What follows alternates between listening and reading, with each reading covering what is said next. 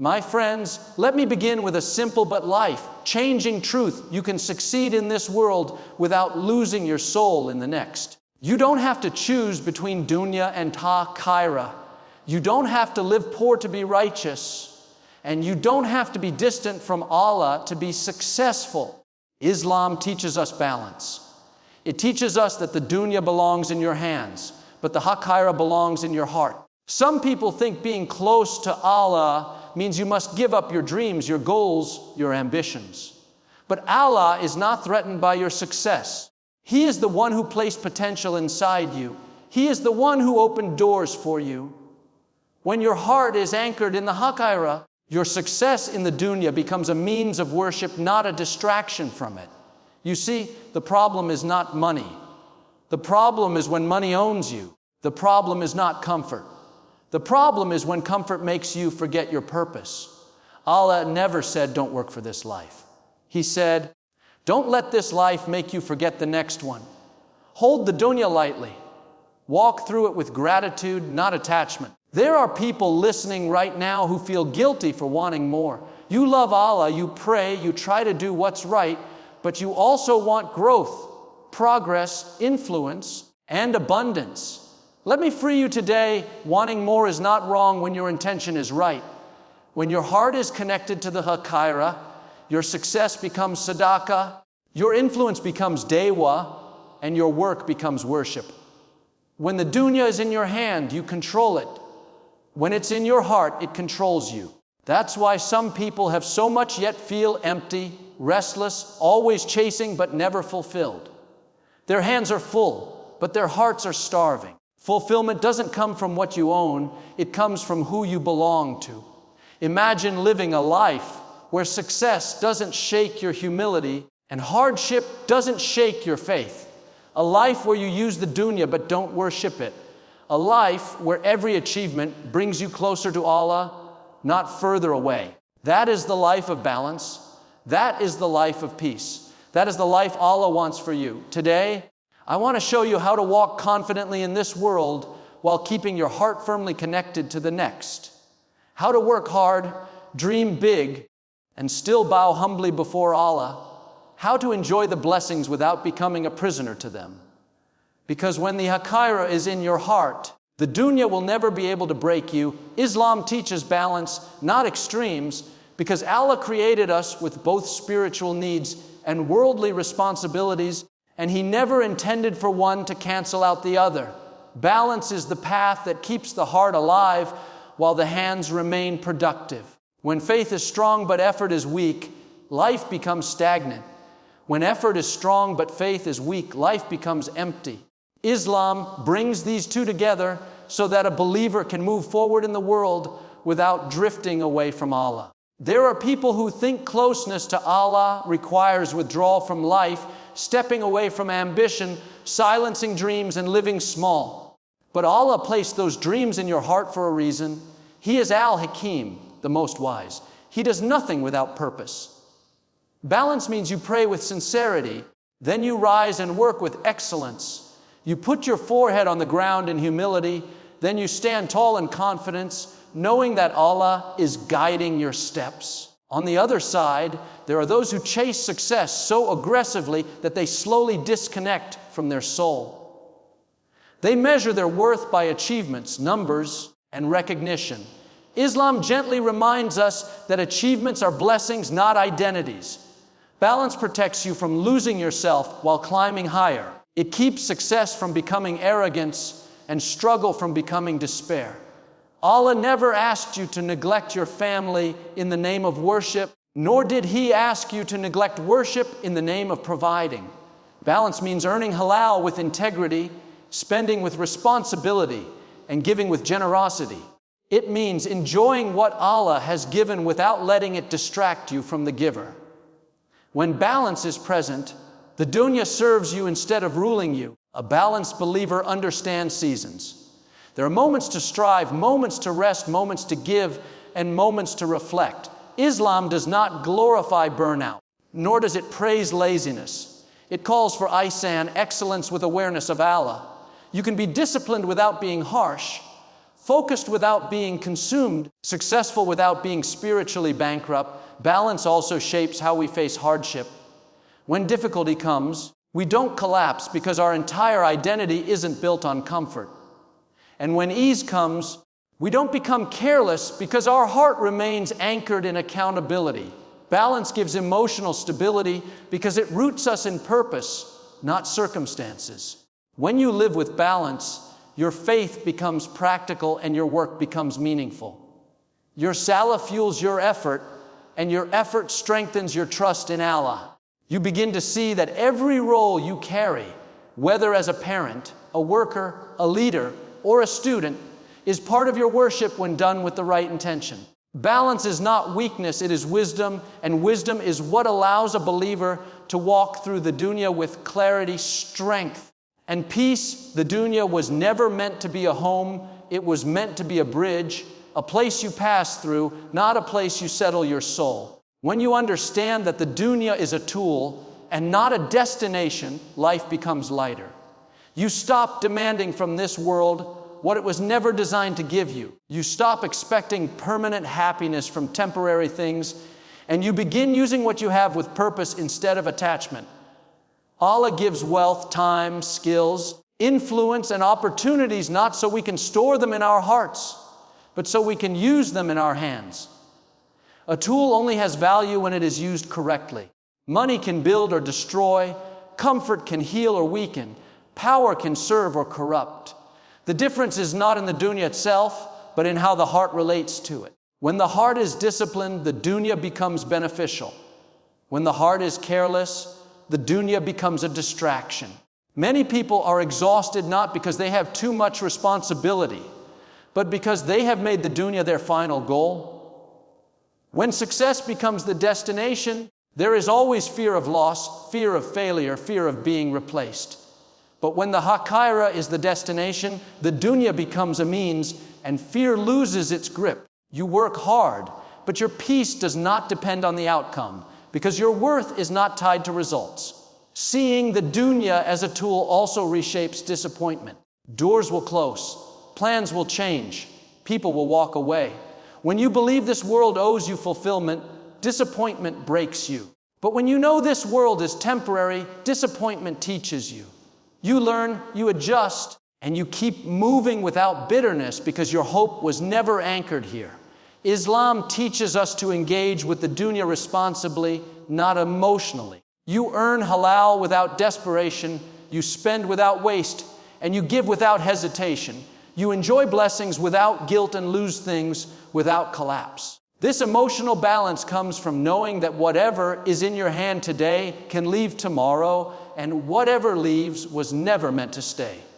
When the dunya is a tool, gratitude increases and envy disappears. You stop measuring your life against others because tools are assigned differently based on the task Allah gives each soul. One person is given wealth, another patience, another knowledge, another influence.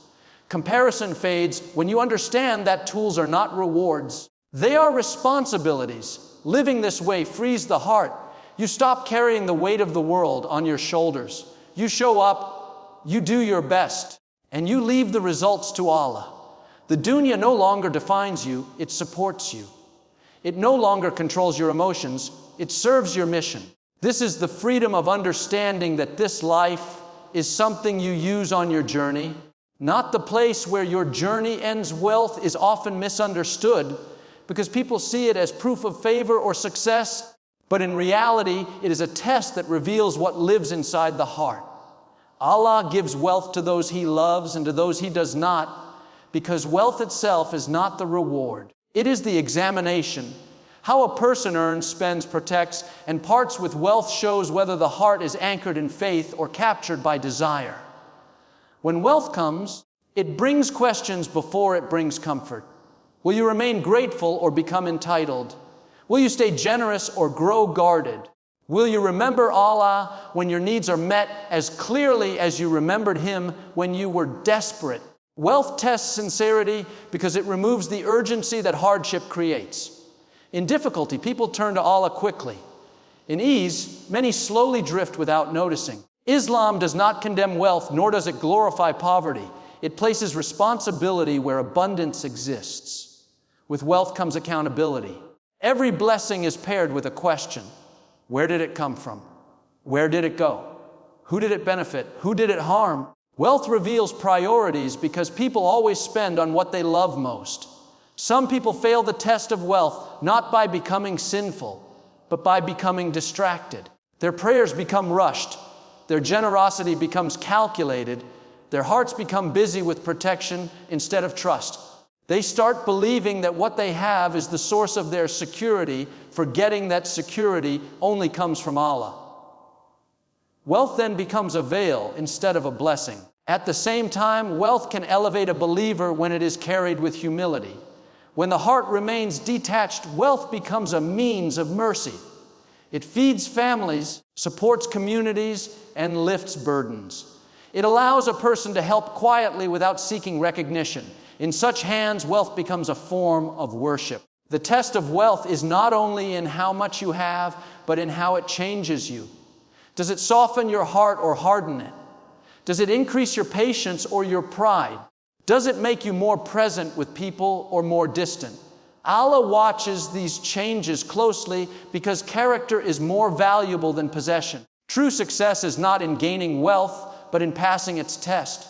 A person may gain little yet succeed, and another may gain much yet fail. Wealth will either bring you closer to Allah or slowly pull you away, depending on whether you see it as a trust or a trophy. The believer who understands this walks carefully, holding wealth with gratitude, releasing it with ease, and never allowing it to settle in the heart, where only faith should live in tension, is the invisible force that gives meaning to every action. Two people can perform the same task, put in the same effort, and achieve the same result, yet one act is elevated while the other remains ordinary. In Islam, intention is what transforms routine into worship and labor into obedience. When the heart is aligned with Allah, even the most simple work carries eternal value. Many people separate worship from daily life, thinking that only prayer, fasting, and charity count in the sight of Allah. But Islam widens the understanding of worship by placing intention at the center. Earning a living to provide halal sustenance, caring for family with patience, seeking knowledge with sincerity, and serving others with honesty all become acts of worship when done to please Allah. The work itself may look worldly, but the intention lifts it beyond the dunya. Intention also protects the heart from burnout. When effort is driven only by recognition, money, or approval, exhaustion comes quickly. The soul grows tired when it is chasing outcomes it cannot control. But when effort is rooted in intention, peace follows action regardless of results. You show up, do your best, and trust Allah with what comes next, knowing that your reward is already written. This transformation through intention changes how a believer faces difficulty. Long hours, delayed success, and unseen effort no longer feel wasted. When you know Allah sees what people overlook, patience becomes easier. The believer understands that no sincere effort is ever lost, even if it goes unnoticed in this world. Intention gives endurance because it connects effort to something eternal. Intention also purifies success. When goals are achieved, the heart remains humble because the purpose was never ego. Gratitude replaces arrogance, and generosity replaces greed. You see success as a platform to serve rather than a throne to sit on. This mindset keeps the heart soft even as responsibilities grow heavier. Even failure is transformed through intention. When outcomes fall short, the believer does not feel defeated because worth was never tied to results. Lessons are taken, growth is gained, and trust remains intact. Intention allows a person to rise without bitterness and continue without fear. A life driven by intention becomes deeply integrated. There is no split between spiritual and worldly because everything flows from the same source. The believer walks through the dunya with clarity, knowing why they work, why they strive, and who they are striving for. This alignment brings inner stability and consistent peace because the heart is focused on pleasing Allah rather than chasing validation from a world that is always changing. True success begins in the heart because the heart is the source from which all actions flow. What a person believes, values, and loves quietly shapes every decision they make. When the heart is healthy, life aligns naturally. When the heart is restless, no amount of achievement can bring peace. Islam places the heart at the center because external success without inner stability eventually collapses. Many people chase success by focusing only on what can be seen: titles, income, recognition, and influence. Yet they remain anxious, insecure, and unsatisfied. This happens because success that ignores the heart builds a life that looks strong but feels fragile. The heart was created to be filled with remembrance of Allah, not with pressure, comparison, and fear of loss. When the heart is disconnected from its purpose, success becomes heavy instead of joyful. A heart anchored in faith gives clarity. Decisions are no longer driven by desperation or envy, but by principle and trust. You stop chasing what looks impressive and start choosing what brings peace. This clarity protects a believer from paths that promise quick gains but lead to long regret. The heart becomes a compass that guides every step. True success in the heart also shapes resilience. When setbacks come, a grounded heart does not break easily. Disappointment may hurt, but it does not destroy identity. The believer understands that life is a test with highs and lows, and neither defines their worth. This inner strength allows a person to stand again without bitterness and continue forward without fear. The heart also determines how success is handled when it arrives. Without inner grounding, success breeds arrogance, entitlement, and distance from others.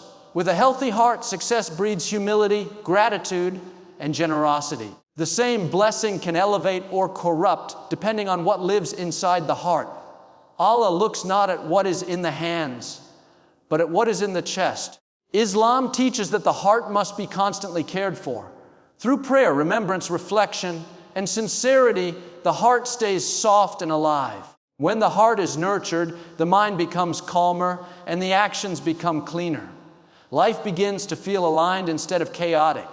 When true success begins in the heart, outer achievements fall into their proper place. Work becomes meaningful, relationships become sincere, and ambitions become balanced. You no longer feel the need to prove yourself to the world because your value is already anchored in your connection with Allah. This inner fulfillment creates a quiet confidence that does not depend on applause or approval, allowing a believer to walk through the dunya with dignity, purpose, peace,